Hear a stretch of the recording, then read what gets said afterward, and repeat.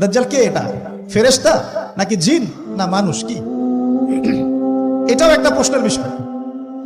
কিভাবে? দেখুন, আল্লাহ নবী সাল্লাল্লাহু আলাইহি ওয়াসাল্লাম বলছেন নূহ আলাইহিস সালামের সময়ও নূহ আলাইহিস সালাম তার কওমকে দাজ্জাল সম্পর্কে সতর্ক করেছেন। তার মানে পৃথিবীর সূচনা থেকে সে পৃথিবীতে ছিল এবং সে বের হবে শেষ জামানায়, এবং বের হয়ে সে তার অনুসারীদেরকে নিয়ে বিশ্বটাকে শাসন করবে। তার মানে অনেক লম্বা একটা হায়াত সে পেয়েছে। কোন জাতি এত লম্বা হায়াত পায় বলেন তো? কোন জাতি, মানব জাতি এত লম্বা হায়াত পায়? এই একটা মিস্টেরিয়াস ক্যারেক্টার দাজ্জাল। সে কি?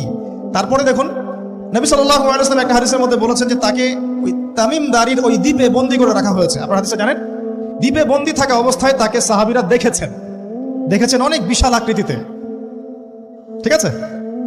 এবং সাহাবীদেরকে সে প্রশ্ন করছিল, তামিম দারিকে প্রশ্ন করছিল যে বাইসানের খেজুর বাগানে খেজুর কি ধরে? বলে হ্যাঁ ধরে।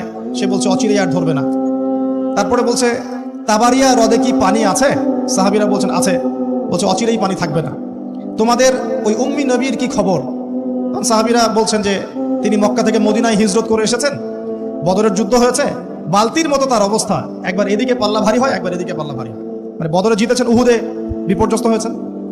তখন এই ব্যক্তি বলছে যে তোমাদের জন্য উত্তম হবে ওই ব্যক্তির অনুসরণ করা। দাজ্জাল এই কথা বলছে, তোমাদের জন্য উত্তম হবে ওই উম্মি নবীর অনুসরণ করা। সাহাবীরা জিজ্ঞাসা করছেন আপনি কে? তো সে বলছে যে আমি হচ্ছি দাজ্জাল, আমাকে অচিরেই এখান থেকে মুক্ত হওয়ার অনুমতি দেওয়া হবে, তখন আমি এই পৃথিবীটাকে শাসন করব। তো এখানে সাহাবীরা দেখে আসছেন, যারা দেখে আসছেন তারা পরে ইসলাম কবুল করেছেন। তখন তারা মুসলিম ছিলেন না, খ্রিস্টান ছিলেন। কথা বুঝতে পারছেন? তার এখানে আমরা তাকে একটা বিশাল দেহি দেখলাম, শিকল দিয়ে বন্দী।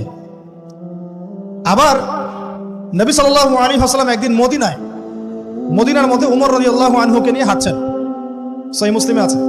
খবর পাওয়া গেল যে মদিনায় একটা যুবক ছেলে আছে, ইহুদি মায়ের সন্তান একটা যুবক ছেলে, যার চুলগুলা কোকড়ানো, চোখটা একটু ফোলা, যার আলামতগুলো দাজ্জালের সাথে মিলে যাচ্ছে। তখন নবী সাল্লাল্লাহু আলাইহি ওয়াসাল্লাম ওমর ইবনুল খাত্তাবকে নিয়ে ওদের বাসায় গেলেন। দেখলেন খেজুর বাগানে সে বসে আছে।